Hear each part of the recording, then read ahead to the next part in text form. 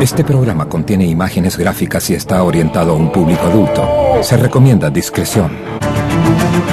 A fines de los 70, una serie de asesinatos dejarían a las mujeres de Los Ángeles temerosas de salir a la calle.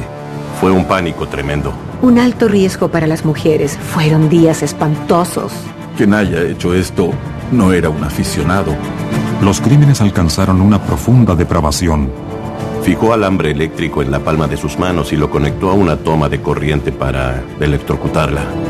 En un desborde criminal que rompió todas las reglas. Casi todos los crímenes sexuales en serie tienen un solo autor. Circulan por ahí algunos sujetos que matan con impunidad. Y desconcertó a los expertos. Era un tipo agradable. Hey, Dean. How you doing? Que ocultaba a un asesino sádico. You know, I told you, killing abroad doesn't make any difference to me. No todas las historias de Hollywood tienen un final feliz. Era un tipo muy amable. Can I have a cigarette, please? Si pudiera ir a Walla Walla ahora, mataría a ese hijo de perra. Bienvenidos a Los Ángeles.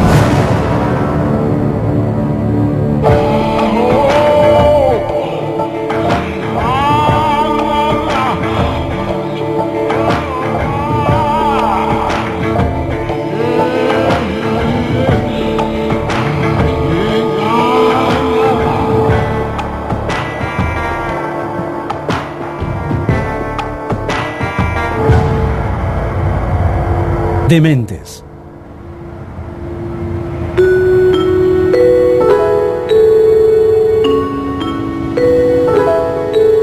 Si hablas de Hollywood, muchos piensan en un lugar esplendoroso en que se hacen películas y viven las estrellas. Eso no es del todo así. Hay sectores miserables en Hollywood. Nada cambia. Solo los rostros. Pero estos terribles hechos se repiten. Siempre ha sido así.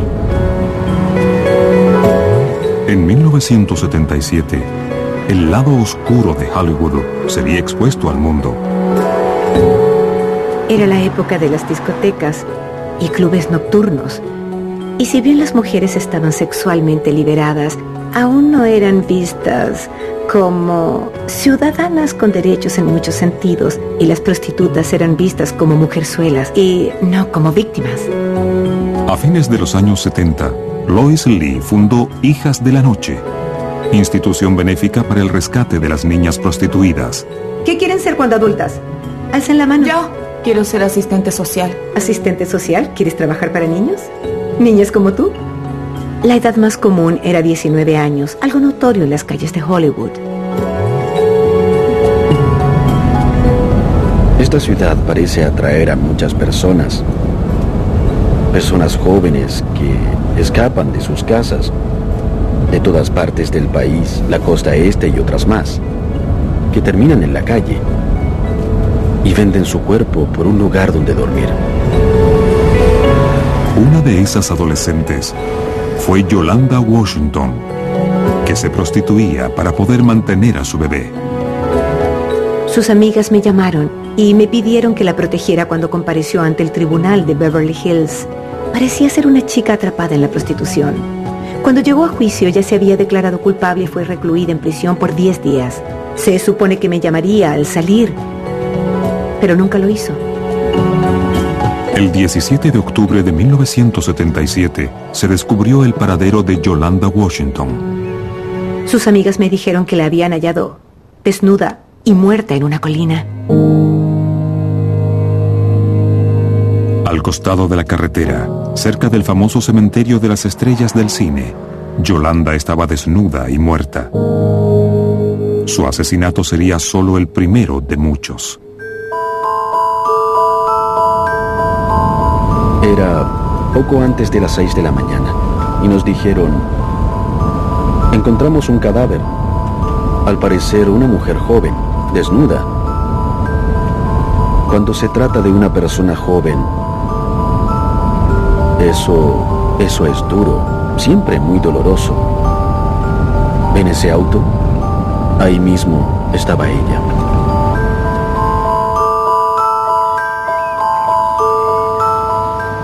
La encontraron sobre esas plantas, que llaman plantas de hielo, que están a un lado del camino. Estaba desnuda, boca arriba, con los pies apuntados hacia ese callejón. Tan pronto llegamos a la escena y vimos el cuerpo, no hubo duda de que fue un asesinato, porque había marcas en sus muñecas, en sus tobillos y también en su cuello. Parecía haber sido atada y luego estrangulada. Consideramos que era un crimen ocasional. No teníamos idea dónde nos llevaría o qué iba a suceder. Ignorábamos que era el comienzo de una serie de asesinatos. Finalmente, la identificación indicó que era Judy Miller, de 15 años, quien también había desaparecido de las calles de Hollywood. El cuerpo aún estaba en la unidad de medicina forense cuando recibimos el aviso del hallazgo de otro cadáver desnudo de una mujer joven. Y esta vez en Glendale. Mi compañero y yo fuimos a la unidad forense, donde nos mostraron a la primera víctima y la pusieron al lado de la segunda, identificada como Elisa Castin, una junto a la otra. Recuerdo que el médico que las vio nos dijo: una parece realmente la fotocopia de la otra. Las mismas marcas de amarras en muñecas, tobillos y cuello. Las dos fueron abandonadas en una loma junto a la carretera. No tenían ropa ni joyas, ni otras pertenencias de algún tipo puestas o cerca de ellas. Supimos que teníamos a un asesino o dos que era responsable de al menos 2 muertes.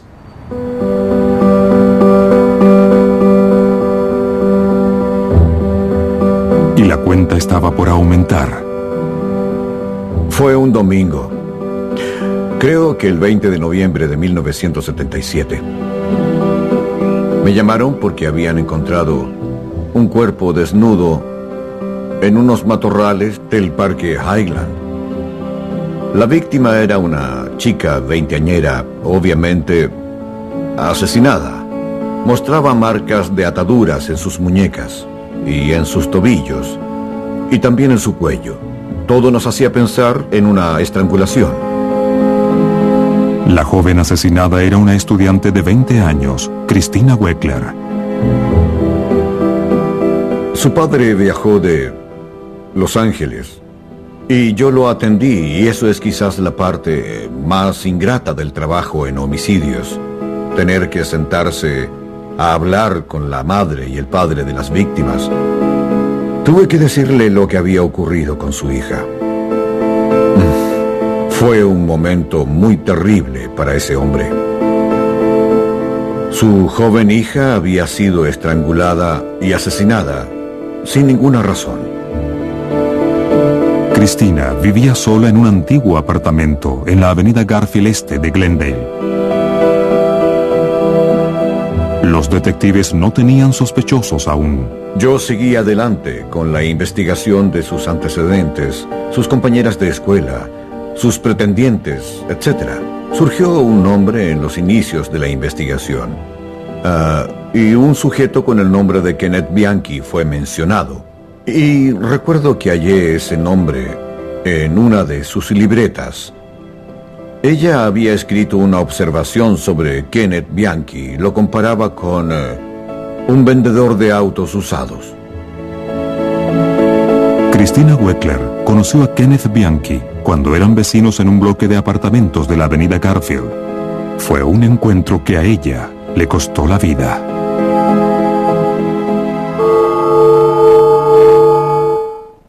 Dementes. Dementes.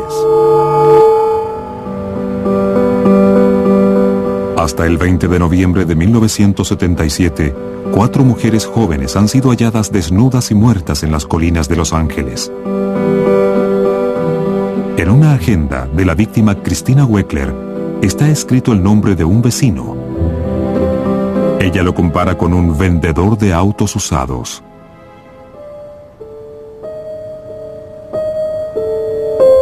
Kenneth Alessio Bianchi había nacido el 22 de mayo de 1951 en Rochester, Nueva York. hijo de una prostituta. Su madre biológica no lo quiso y lo entregó a una vecina para su cuidado por un día y después a otra vecina por otros días y luego a otra más. Prácticamente por 4 meses no tuvieron contacto. Ken fue adoptado por Frances Puccioni. Frances siempre había deseado un hijo. Le encantó Ken, lo adoró. Vivía aterrada de que algo malo pudiera pasarle. Llegó a ser casi un dios para su madre. Él era su vida. Temía que pudiera enfermarse y morir, y lo llevaba al médico a menudo. Esa sobreprotección, ese afecto abrumador, terminó por vulnerar su sentido de ser una persona fuerte, con temple.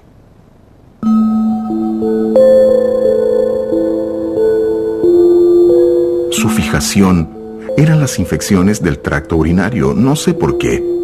Creo posible que al tratar al chico, ayudarlo y revisarlo, ella excedió los límites sin saber lo que hacía. Mucha gente piensa que una estimulación genital precoz, sea mediante abuso sexual o a través de terapia médica, sentará las bases para un mayor desarrollo de la sexualidad del niño. A través de todo su historial médico, hay anotaciones como: la señora Puccioni es una mujer aproblemada y necesita ayuda. Igual que el niño, alguien debe hacer algo sobre este niño. Numerosas personas se formaron la singular opinión de que él no tenía carácter ni sinceridad. La madre de Bianchi me dijo que él siempre mentía y que lo hacía desde que era niño.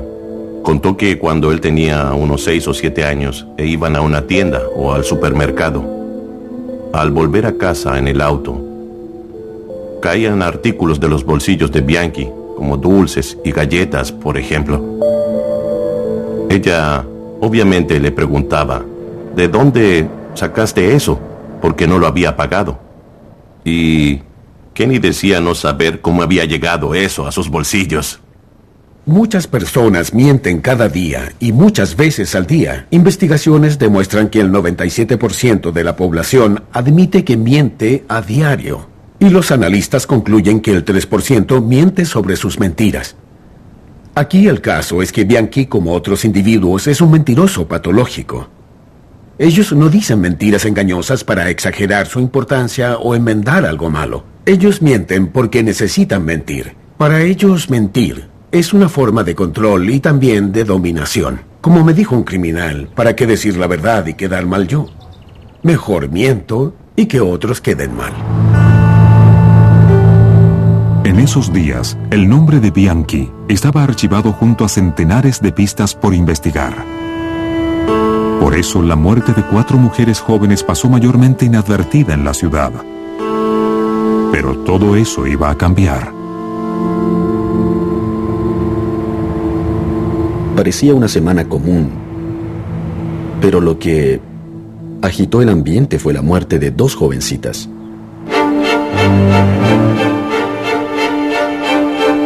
Dolores Cepeda, de 12 años, y su amiga Sonia Johnson, de 14, se habían extraviado después de ir de compras al centro Igloo Rock Plaza. Fueron halladas en una loma, próxima a una vía pública importante, justo sobre la autopista Interestatal 5, una de las grandes autopistas de Los Ángeles. Sus cuerpos estaban en un vertedero. Los chicos que las encontraron creyeron que eran maniquíes. Cuando debes enfrentarte con esa clase de crímenes, sientes un odio profundo hacia los responsables. Y con justa razón, no es profesional sentir eso. Pero lo sientes.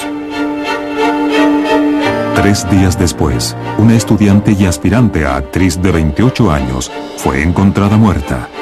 El cadáver de Jane King estaba a un lado de la carretera. Jane King fue abordada en Hollywood al salir de un lugar que funcionaba como estudio de actuación. Una semana después, la estudiante de negocios de 18 años Lauren Wagner fue encontrada en un camino residencial. Tras el asesinato de Lauren Wagner, se desató el pánico. Fue hallada con evidencia de que las palmas de sus manos habían sufrido algo raro. Tenía quemaduras en las palmas de las manos. No se supo cómo se las había causado, pero parecían demostrar que fue víctima de tortura. Los medios apodaron al criminal misterioso como el estrangulador de la colina. El caso aterrorizó a Los Ángeles. Los habitantes de la ciudad estaban cautelosos y asustados. Muchos compraban armas de fuego, otros tomaban lecciones de karate. Fue espantoso para muchas mujeres. Al divulgarse detalles del secuestro de Lauren Wagner, el terror aumentó más. 2 testigos presenciales dijeron que al parecer un detective la arrestó frente a su casa, y fue cuando la gente empezó a asustarse porque ¿en quién podían confiar? Empezamos a buscar a un policía porque no hubo resistencia y se suponía que alguien en posición de autoridad había confrontado a las jóvenes. La gente empezó a pensar entonces, bueno, casi todas estaban involucradas en la prostitución y esas cosas, pero Lauren Wagner era una universitaria. Estaba muy cerca de su casa cuando la secuestraron. Eso fue lo que causó espanto a todos en la ciudad, porque el próximo podía ser cualquiera. Todas las mujeres corrían un gran riesgo, al extremo que la policía les informó que no tenían que detenerse en la carretera. Si una patrulla policial así se los pedía, debían seguir su destino y llamar desde ahí. Estábamos bajo mucha presión para solucionar el caso. Los detectives se preguntaban dónde y cuándo atacaría otra vez el estrangulador.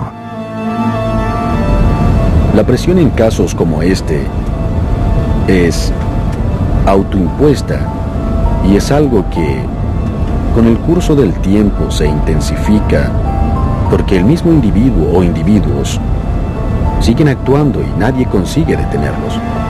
Y el estrangulador de la colina no dejaba de actuar.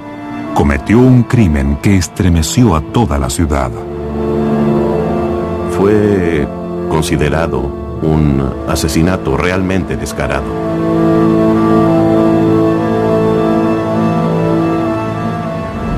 Bienvenidos a Los Ángeles.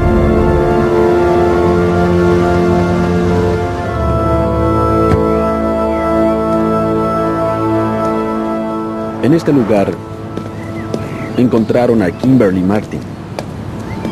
El día del hallazgo, cuando llegamos ahí, no se podía caminar por esta calle. Había demasiados autos y demasiada gente.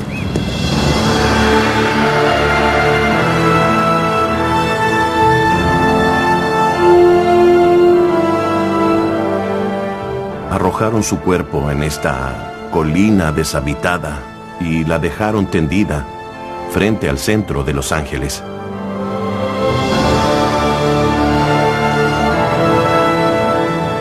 Cuando llegué ahí y vi la escena, me pareció que el asesino buscaba difusión mediática por la forma en que habían dejado el cadáver.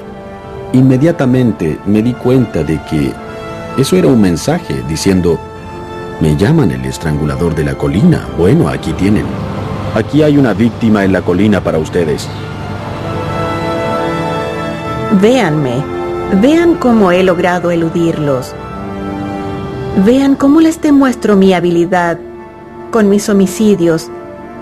Y noten lo grande que soy. Eso es lo que piensa alguien al hacer algo así.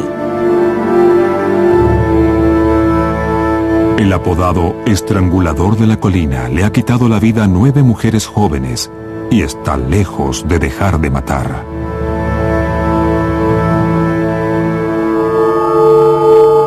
Dementes. Dementes.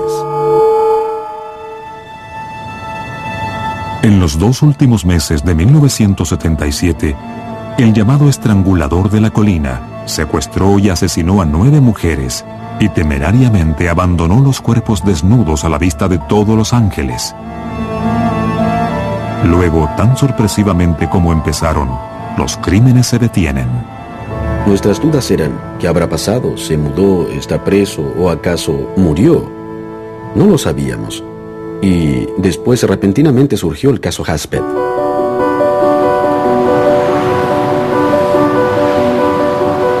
En lo alto de las montañas de Los Ángeles, el cuerpo desnudo de la telefonista de 20 años, Cindy Lee Hasped, se hallaba en el maletero de su auto, abandonado a un lado del camino.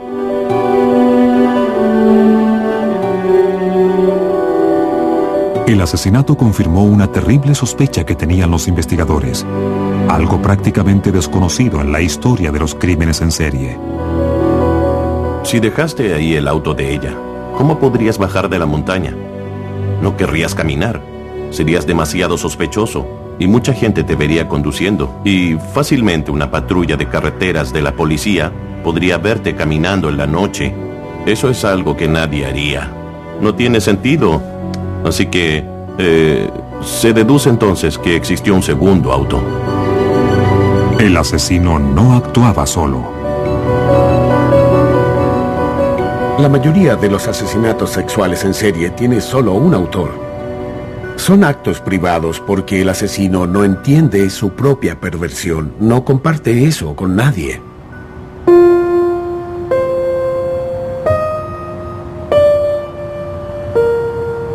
Aunque los detectives no lo sabían entonces, Cindy Hasped había llevado su auto a un taller de tapicería en Glendale, propiedad de Angelo Bono, de 44 años. Sus padres se divorciaron, de manera que Bono se crió sin padre en el hogar. Vivía en una zona en que había pandillas mexicanas. Él era italiano, pero se juntaba con algunos pandilleros mexicanos. Fue detenido cuando joven, creo que por robo de vehículos o algo semejante. Era muy cruel con las mujeres. Al parecer era así desde la secundaria, pero lo creían un buen sujeto. Revelaba un desprecio, casi un odio hacia las mujeres. Sabíamos que era sádico, que disfrutaba infligiendo dolor. Debía venir de su infancia, tenía que ser por algo que había visto o vivido y que le dio acceso a esas fantasías que quiso poder concretar al convertirse en un adulto. Pero debíamos verificarlo. Bono se casó a los 20 años, pero su violencia lo llevó a un divorcio. Siguieron otros 3 matrimonios fracasados. Como adulto trabajó en ocasiones en algunas distribuidoras de autos, probablemente mecánica y tapicería. Llegó a capacitarse bien como tapicero. De esa forma abrió su propio taller en Glendale, con el que se hizo una reputación por su excelente trabajo. Era un sujeto que vivía bajo el código de la mafia. Siempre se consideró un macho de la mafia italiana. Bono dormía con muchas chicas del lugar, incluidas las novias de sus hijos. Muchas mujeres se ofrecían al hombre que se hizo conocido como el semental italiano. No tenía un atractivo físico especial, pero su actitud, su imagen de virilidad, su sentido de "este soy yo", la confianza en sí mismo, podía hacerlo muy atractivo para muchas mujeres. Pero la naturaleza sexual y sádica de Bono siempre estuvo presente. Él, junto a otros sujetos, incluidos sus hijos, iban a Hollywood y mostraban placas a las prostitutas, simulaban arrestos y se divertían haciendo eso. En ese tiempo, Angelo Bono no era sospechoso para la policía. De hecho, había 10 mujeres asesinadas y aún no tenían pistas. Desde luego uno no quiere ver más víctimas, y cuando la situación se prolonga, te empeñas por sacar al individuo y sus cómplices de la calle. Pero lo habitual es que pienses, esperemos que ataque de nuevo, ¿entiendes? Lo cual tiene algo de macabro. Porque es malo esperar que muera alguien más para solucionar un caso. Pero, bueno, yo creo que nadie que haya investigado crímenes en serie prolongados como estos se negaría a admitir que eso fue algo que pensó en algún momento. Pero las nuevas víctimas no aparecían en las colinas de Los Ángeles, sino 1900 kilómetros al norte, en la tranquila ciudad costeña de Bellingham, Washington. Un doble asesinato de estudiantes, Karen Mandic y Diane Wilder. Compartían habitación y eran compañeras en la Universidad de Washington Occidental. Las amigas llevaban desaparecidas un día cuando el auto de Karen fue visto aparcado en una colina. Nos acercamos a examinar y logramos ver dos cuerpos en el espacio trasero del vehículo.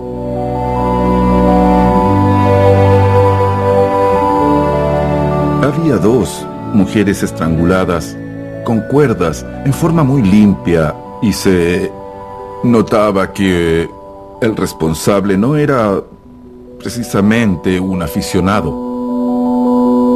Las dos jóvenes habían sido contactadas por un capitán de patrulla de seguridad llamado Kenneth Bianchi, que trabajaba para Seguridad Whatcom. Recibimos una llamada de Bellingham, Washington. Dijeron, tenemos a un sujeto detenido. Su nombre es Kenneth Bianchi. There's lots of things you're telling me that don't really mesh with the total picture that we've accumulated so far. I want you to understand something, okay? Just between you and me and everybody else. And I'm not a doctor. I don't know why the heck I haven't remembered things all this time. La licencia de guardia de seguridad indicaba direcciones anteriores en Los Ángeles. Sabíamos que había residido en esa área durante el tiempo de actividad del estrangulador de la colina en Los Ángeles y que había cesado en los días en que llegó a Bellingham. Tenía una dirección en Glendale, en Garfield, justo al lado de Christina Weckler y justo enfrente del domicilio de Cindy Hatzpeth. Y eso era un vínculo que antes no teníamos. Con eso no quedó duda de que ahora sí teníamos a un sospechoso. Sin embargo, quienes conocían a Kenneth Bianchi creían que habían arrestado a un hombre inocente. Recuerdo que cuando supimos que Kenneth estaba detenido, lo hablamos entre los colegas y de verdad nadie podía creerlo. Era un tipo muy amable. It doesn't bother you if I smoke, does it? Can I have a cigarette, please? Una buena persona. Oh, thank you, John. Service, thank you. Fue impactante. Nadie podía creer que fuera cierto. Pensaban que muy pronto reconocerían tener al sujeto equivocado. ¿Sería posible que tanto el hombre equivocado como el hombre correcto habitaran el mismo cuerpo?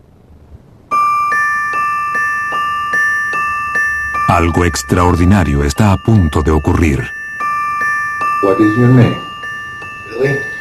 All right, Billy. Aparentemente hipnotizado, Bianchi empieza a mostrar varias personalidades muy diferentes. Anybody else here to talk to? My friend. Who's that? Stevie. He's my second best buddy. Ese era Kenny, el hombre gentil, el tipo afectuoso. You see there, Ken? The game we used to play when I was a kid, London Bridges, you know where where people stand with their arms crossed and somebody goes down. Yeah. Down the middle, it looks like that. Y después era un asesino sádico. Two broads getting it on. En esos días, si lograbas demostrar una enfermedad mental, eras libre. I'm really desperate. I think I'm losing my head, I told you, killing a broad doesn't make any difference to me. Killing anybody doesn't make any difference. Maybe you didn't kill any of those. I don't know. Oh, hey, no, wrong, man. Hey, I killed a couple of these. Billy, tell me, what do you know about Kent? Kent. How about Steve? He's a bad egg. Varios médicos se convencieron de que Kenneth Bianchi tenía múltiple personalidad y que era completamente inconsciente de que su otro yo, Steve, fuera un asesino. This captain is the broad you killed, you say? Am I going too fast? Yeah, you're going too damn fast. I'm not that smart. Los detectives, sin embargo, no son tan fáciles de engañar. Me quedó muy claro que estábamos ante un actor terriblemente malo. Open your eyes and look at Mr. Brett. He wants to talk to you. Hey, Dean. How you doing? Bianchi era el típico vendedor de autos usados. Okay. Did your wife have the baby yet? Fue bastante irónico recordar que Christina Weckler había escrito esa nota sobre este hombre. Y tenía razón. Recurrimos a nuestro propio experto en múltiples personalidades, quien realizó una serie de entrevistas con Bianchi y llegó a la conclusión que el hombre fingía tener ese problema de personalidad. Bianchi de inmediato cambió su declaración al verse descubierto de no culpable a hagamos un trato. Fue cuando repentinamente recordó el nombre de Bono y lo contó todo. Kenneth Bianchi afirmó haber cometido todos los asesinatos del estrangulador de la colina con un socio, el tapicero de Glendale, Angelo Bono, de 44 años. Y hubo un giro impactante. Bono y Bianchi eran primos. Dementes. Dementes. En 1979, después de su arresto por doble asesinato en el estado de Washington, Kenneth Bianchi reveló que era el responsable de los infames crímenes del estrangulador de la colina con otro hombre, el tapicero de Los Ángeles, Angelo Bono.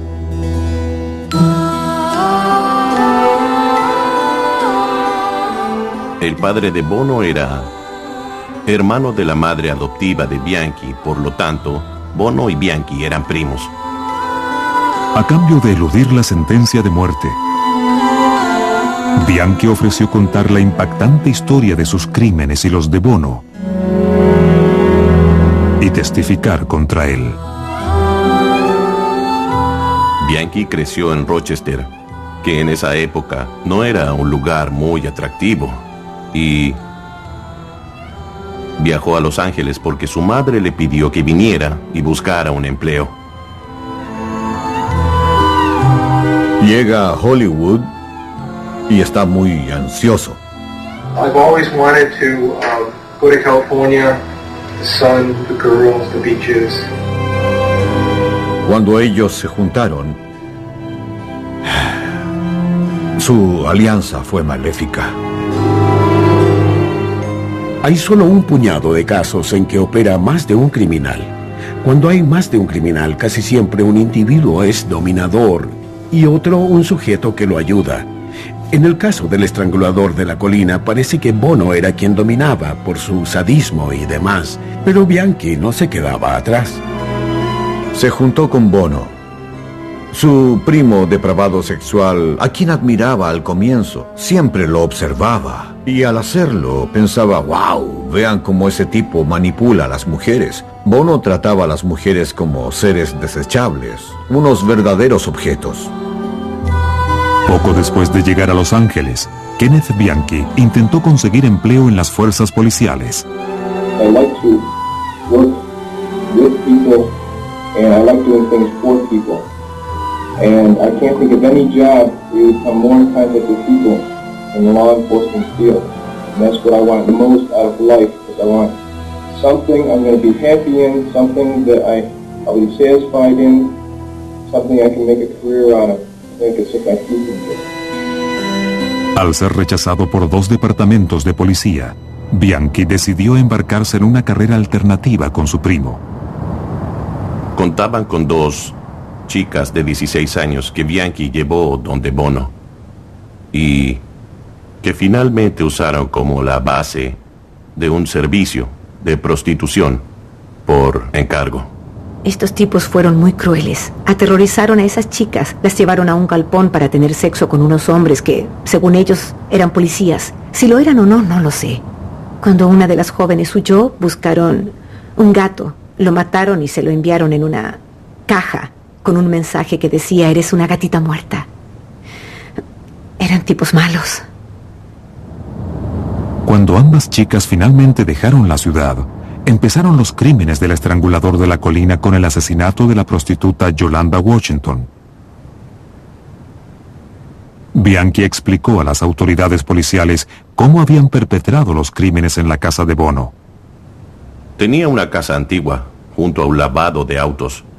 Detrás de la casa había un enorme y antiguo garaje, convertido en taller de tapicería.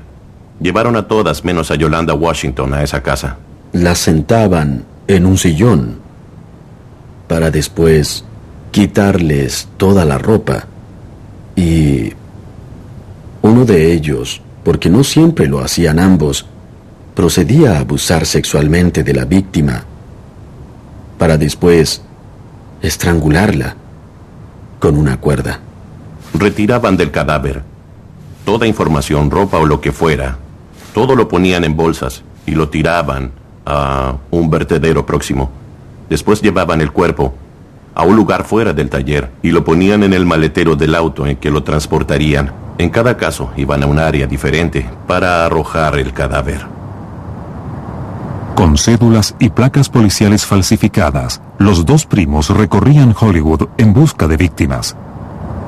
La descripción que hace Bianchi del rapto de la aspirante a actriz Jane King ofrece una visión estremecedora por su brutalidad.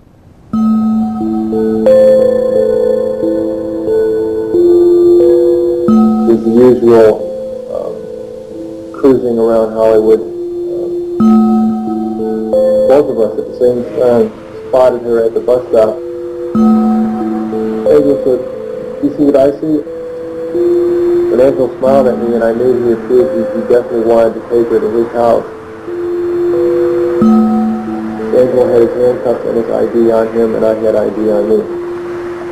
The ID wasn't used, but when we got to Angelo's house, he stopped in the driveway, and he grabbed her one arm, and I saw him do that, and I grabbed her other arm, and she said, "What's going on? What are you doing?"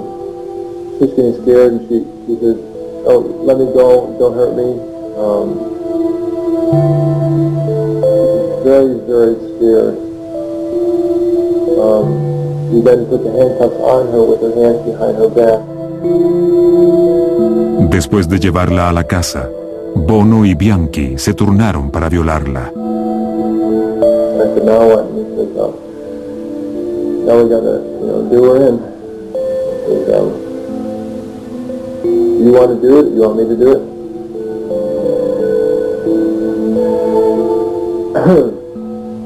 I said, "Well, I guess I'll do it." Jane King sería abandonada al borde de una carretera, a metros de un campo de golf. Bianchi no solo admitió violación y asesinato, sino también tortura. La joven Weckler había sido inyectada con Windex y también intentaron asfixiarla con gas natural. También explicó el origen de las marcas encontradas en las manos de Loren Wagner. Puso un alambre en las palmas de sus manos que fijó con cinta adhesiva para después conectarlo a una toma de corriente en la pared. Hizo eso para electrocutarla. Juntos, los estranguladores de la colina han asesinado a 10 mujeres. Pero, ¿quién era el líder de este par de primos sádicos? Generalmente, hay un líder, un individuo muy fuerte y otro individuo que psicológicamente es muy pasivo y que hace lo que sea que la otra persona indique. ¿Es idolatría al héroe? ¿Hay algo de haré lo que quieras porque te admiro mucho? He hecho antes esta pregunta. ¿Quién fue el que dominaba? ¿Quién era el líder? ¿Quién fue el seguidor? Todo lo que diré es que Bianchi era el charlatán, el que lideraba, el que vendía. Él era convincente. Él podía vender una esperanza a chicas de la calle, puesto que muchas ejercían la prostitución obligadamente y temían a la policía. Así que, sin ninguna duda, él era esa persona. Estoy absolutamente seguro. Y Bono era el más tranquilo, era el más fuerte. Incluso sé de un caso en que Bono dijo no. El incidente estuvo a punto de ser fatal para la hija de una leyenda de Hollywood. Esta es la esquina donde trataron de raptar a la hija de Peter Lorre. Es justo ahí. Peter Lorre, el padre de Catherine Lorre, fue una estrella en la época dorada de Hollywood. Sin saber quién era, los asesinos que fingían ser detectives intentaron secuestrar a la joven, hasta que ella mostró una identificación. Bono reconoció el riesgo y solo puedo suponer que notó que iba a llamar demasiado la atención si ella desaparecía y moría. La hija de Peter Lorre, Hollywood, bla bla bla. Entonces él, según Bianchi, dijo no. Eso revela que Bono dirigía las acciones y a fin de cuentas él decidía si algo se hacía o no. Pero, ¿qué llevó a Kenneth Bianchi y Angelo Bono a violar y torturar a una docena de jóvenes mujeres? ¿Acaso habían nacido para matar? No sé si respondían a cierta clase, porque no eran iguales, y tuvieron roles distintos en todo, pero juntos eran realmente algo horroroso. Sobre todo estaba ese sociópata, Angelo. Bono era un canalla, simplemente un indeseable. Bono era un pervertido sexual, con tendencias sádicas, perversas, que superaron todos los límites que existen. El sadismo sexual es una forma de excitación desviada. Muchos violadores cometen violaciones pese a tener relaciones normales con esposas o parejas. No es porque les falte sexo, es porque el dominio y la subyugación son la clave de su excitación sexual. Sin duda, ese es el caso de Bono. En el caso de Bianchi, de verdad creo que su afán de matar era absolutamente predominante para él y que le habría resultado muy difícil vivir sin mantener esa obsesión. Si un niño crece sin vínculos, ya es un problema. Y eso lo exterioriza, no se lo guarda. Se crea un asesino o un individuo que puede actuar sin la misma conciencia que nosotros. Eso es lo que ocurrió. En Bianchi pareció existir este sentido de tengo que matar. Mató a muchas personas en un periodo bastante corto. Y lo hizo de una forma increíblemente cruel y sádica. Y no cesó cuando cambió de localidad. Así que los hechos indican que este sería un individuo que parece haber nacido para matar. Creo que es muy posible que Bianchi hubiese matado aún sin asociarse con Bono. Creo que estaba en su personalidad. Bono, desde luego, era 20 años mayor que Bianchi, y según mis antecedentes puedo decir con seguridad que no había matado antes. Era un criminal. Cometió varios crímenes, pero no asesinó, y entonces cabría pensar que nunca habría matado si Bianchi no hubiese aparecido para asociarse con él. El testimonio de Bianchi, respaldado por un minucioso trabajo policial, llevó a la condena de Angelo Bono por 9 cargos de asesinato. Ambos primos se libraron de la pena de muerte, pero estarán en prisión de por vida. Bono en California y Bianchi, en Walla Walla, Washington.